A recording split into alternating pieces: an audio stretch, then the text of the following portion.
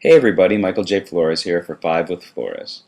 This short video is an implementation of the red deck we discussed in yesterday's video/blog post. Here's a quick look. This deck probably looks familiar. We featured the exact 60 no fewer than 4 times in the last 2 weeks. I really like this deck and would currently put it on my backup for states this year. For background and design notes, refer to yesterday's vid or the blog. Tonight's video is a purely illustrative implementation using Magic Online.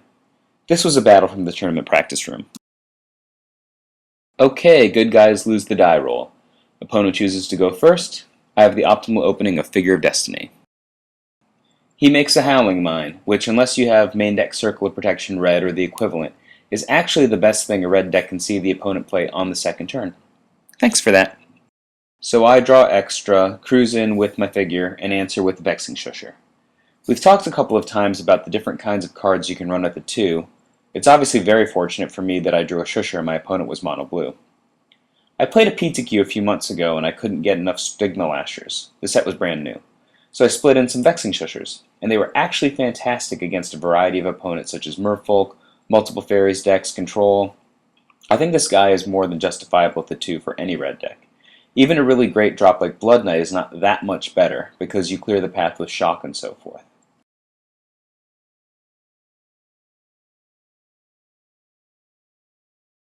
Okay, he makes a Striped Bears of some kind. I attack, he makes the right block, forcing me to pump with my Figure of Destiny, which I obviously do. Okay, this is me making another Vexing Shusher.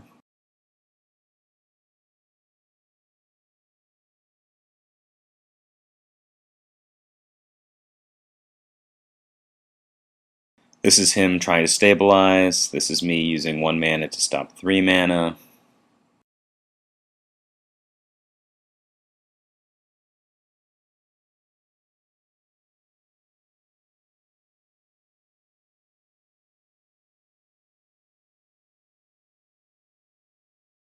Oh, this is pretty interesting, Evacuation. Probably could have seen this coming. I haven't seen this kind of deck before, but there are not a lot of options.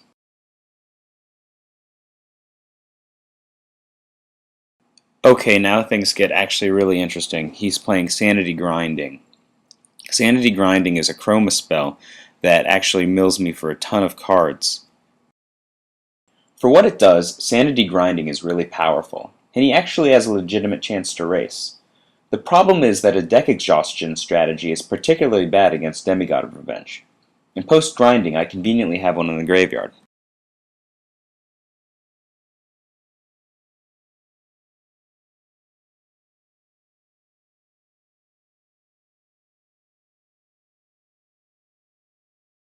So here we go, Demigod loops into the other Demigod. I get in with everybody, but sadly only put him to 1.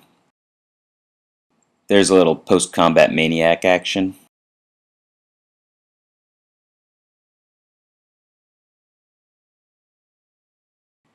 And on his turn, he's actually got another Sanity Grinding, which is, again, a really powerful card if you're trying to exhaust the opponent's library.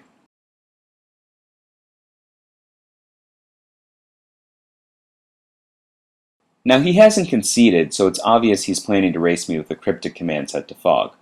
So I'm going to push the issue and incinerate him. Yep, there's the command. However, I have the much-discussed Vexing Shusher. He's on -2, red deck wins. So this was obviously what I would call a fortunate pairing. Is this game an example of the kind of playtest we use to put Beacon of Destruction or Giant Solifuge into standard top 8s? Obviously not. But from a purely illustrative perspective, a squash really showcases how a deck works, and wins. Almost every competitive deck has what we would call a legitimate phase 2. But the red deck has any number of highly effective plays that can be made while the opponent is essentially mana screwed. In fact, the red deck has 8 cards that come in for 2 on the second turn.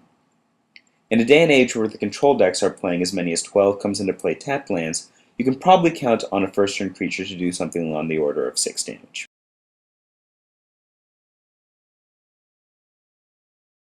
The red deck has a very loose and versatile phase 2 plan. Decent offensive creatures, but a lot of low mana plays to help them connect.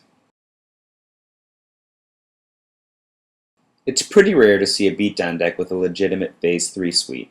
But Demigod of Revenge is really one of the cards that helped make the red deck one of the most dominant standard decks of the summer. In the game we just watched, even if the blue deck had a counterspell for the Demigod I played, the one that he milled with Sanity grinding would have still gotten in. Demigod is so good that it has prompted control decks to adopt all kinds of specialized cards, from Bant Charm to Condemn. This card is awesome at racing other creature decks, but it's really special against control. I hope you enjoyed this short illustrative video. If you like this video and want to see more content like it, please visit my blog 5 with Flores via the text link on the right. If you don't know what I mean by Phase 1, Phase 2, and Phase 3, there is ample background discussion on the blog. Don't forget, I was a strategy writer before I ever touched a Macintosh, so there will probably be more content on the blog than I can update purely by video. I hope you check us out. That said, if you like this video, you probably don't want to miss future installments. If you are horrified at the idea of missing future EPs of 5 with Flores, you can grant yourself quite a bit of peace of mind by clicking the subscribe button over to the top right. Thanks for watching. This has been your pal Michael J for 5 with Flores.